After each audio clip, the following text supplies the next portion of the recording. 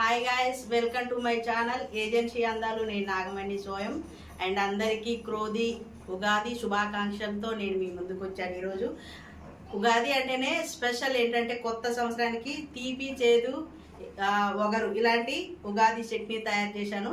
మీరు తప్పకుండా ఈ ఉగాది పచ్చడి టేస్ట్ చేయండి అండ్ వీడియో కూడా కంప్లీట్ చేసి సబ్స్క్రైబ్ చేసి షేర్ చేయండి. ఇంకా నేను ఈ వీడియోలో ఏమున్నది అనేది లాస్ట్ వరకు చూడండి. ఉగాది అనగానే మనకి ఉగాది పచ్చడి గుర్తుకొస్తుంది. ఎందుకంటే ఉగాది పచ్చడి లేనిది ఉగాది పండుగని మన తెలుగు రాష్ట్రాల్లో ఏ తెలుగు వాళ్ళు కూడా జరుపుకోరు. సో నేను రెడీగా ఉంచాను. ఉగాది పచ్చడికి ఏం కావాలో నేను ఇక్కడ చూడండి.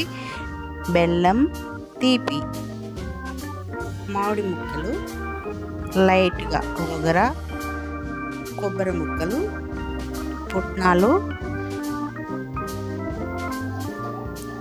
కొత్త కారం,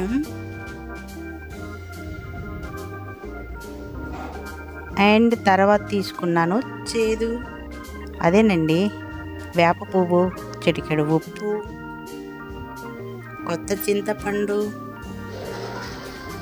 అండ్ అరటిపండు ముక్కలు కూడా వేసేసాను. ఇలా వేసిన తర్వాత కొత్త చింతపండు గుజ్జు మొత్తం ఇలా చేసి కొంచెం అందులో పోసిన తర్వాత ఇలా కలుపుదాం.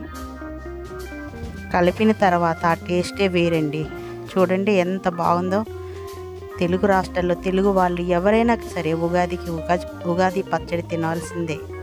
చాలా టేస్ట్గా ఉందేమో చూద్దాను. నేనే ఫస్ట్ దేవుడికి పెట్టిన తర్వాత టేస్ట్ చూద్దామని.